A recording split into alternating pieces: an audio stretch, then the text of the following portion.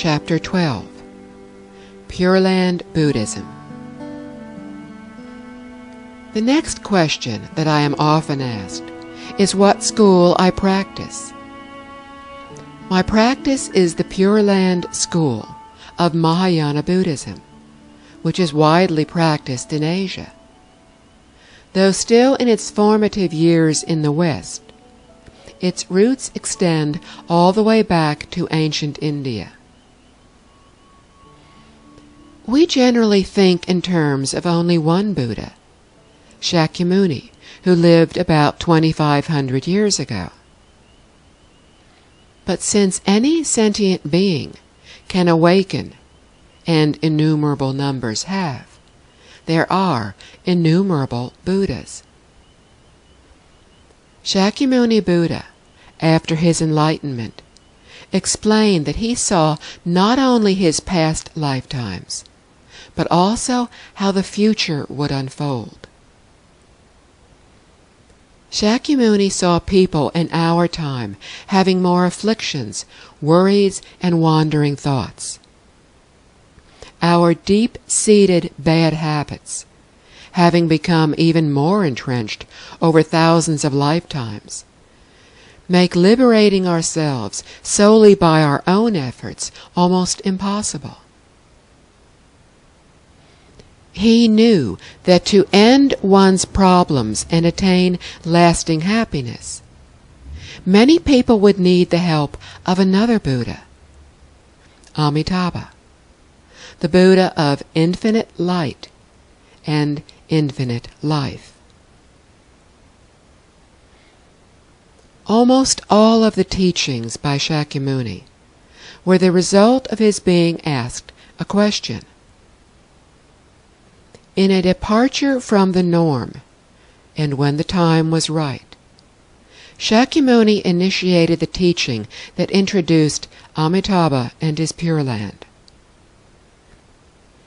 This spontaneous teaching by Shakyamuni is one of the reasons this teaching is so special.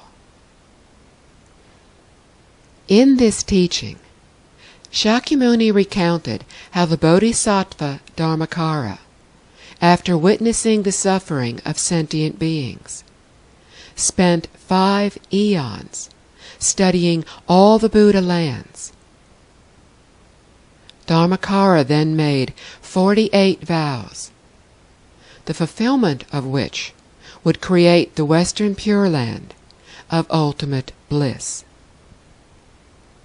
He declared that he would not attain Buddhahood unless his vows for a perfect Pure Land, where all beings would advance along the Buddhist path and never again fall back into samsara, were accomplished. Once his vows were accomplished, Dharmakara Bodhisattva became Amitabha Buddha. He is now speaking the Dharma in his Pure Land and helping all who are truly sincere in their personal vows to be reborn there. With help from Amitabha, we do not have to rely solely on ourselves to attain enlightenment as we would with other methods. In Pure Land Buddhism, we rely on the Buddhas and Bodhisattvas to help us. Thus, reliance on self and on another are combined, as we request by way of our mindful chanting that Amitabha Buddha, through the strength of his vows, help us to be reborn in the Pure Land as we breathe our last breath in our present body. We will be able to continue our practice in the Pure Land, or when we choose to, return to this and other worlds to help others. We do so without being affected by unfavorable environments or our former bad habits. If we wish, We will be able to do this even before we attain supreme enlightenment. Amitabha Buddha's Pure Land has innumerable wonders and advantages, all of which arise from the great vows, deeds, and purity of all the beings there. Through his vows, Amitabha helps all beings create the causes to plant the roots of goodness. With his deeds, he creates the conditions for beings to accumulate merits. With his purity, he has created a perfect land, one that is free from pollution, anger, and intolerance. It is a land of peace and serenity. It is a world of equality, joy, and beauty. In comparison, our world is one of delusion and suffering, filled with worry and anxiety. For countless people, Pure Land practice is the most suitable for several reasons. First, it is relatively easy to practice in almost any environment, alone, with other practitioners, or even amid the hustle and bustle of everyday life. Second, there are no difficult entry criteria.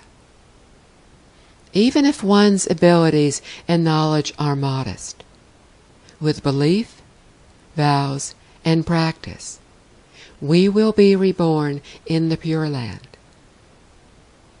Belief means that we need to believe in the Buddhas and their teachings and in causality. We need to believe in ourselves and that we have the same true nature as the Buddha. We need to believe that by living a moral life and being mindful of Amitabha Buddha, we will be born into the Western Pure Land and become a Buddha in one lifetime. And third, due to the vows of Amitabha, achievement through this method can be attained more quickly and more easily than with other practices. We can understand this better through an analogy. We come to a river that we wish to cross. We can swim across, but our baggage is very heavy, and the water is treacherously deep. Alternatively, we can get on a boat that will quickly and safely take us and our baggage to the other shore. Symbolically, the other shore is the achievement of enlightenment. The baggage we carry is our deep-seated bad habits and negative karmas accumulated over uncountable lifetimes. And the boat is Amitabha Buddha's compassionate will.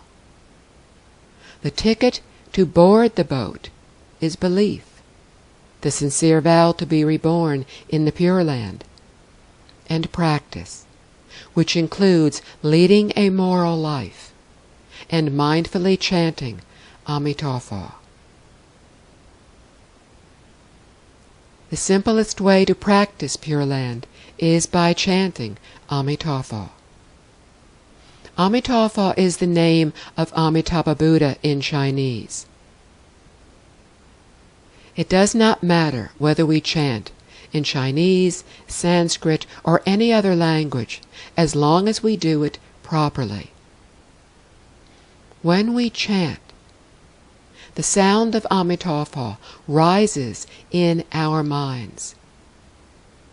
As we utter Amitabha, our minds concentrate on and embrace that sound. While chanting, do so sincerely and continuously. As one keeps chanting, and the mind focuses on the sound of Amitabha, errant thoughts are replaced with pure thoughts. In this way, we also create less negative karma. After Amitabha Buddha has been in our mind continuously for a long time, our true nature, our Buddha nature, will gradually be uncovered.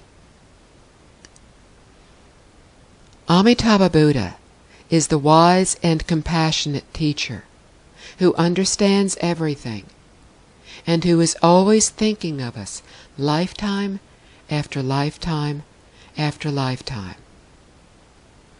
We are the students who are trying to learn and practice. Just as a good teacher listens to the calls for help from a student looking for the right answers, if we have unwavering belief, vow to be reborn in the Pure Land, and behave morally and sincerely practice, Amitabha will respond. He is like the mother who always thinks of her child. If the child does not in turn think of his mother, her thoughts will not help. But if he also thinks of her, they will eventually be reunited. In such a way, Amitabha is always thinking of us, waiting for our thoughts to turn to him so that we may come together.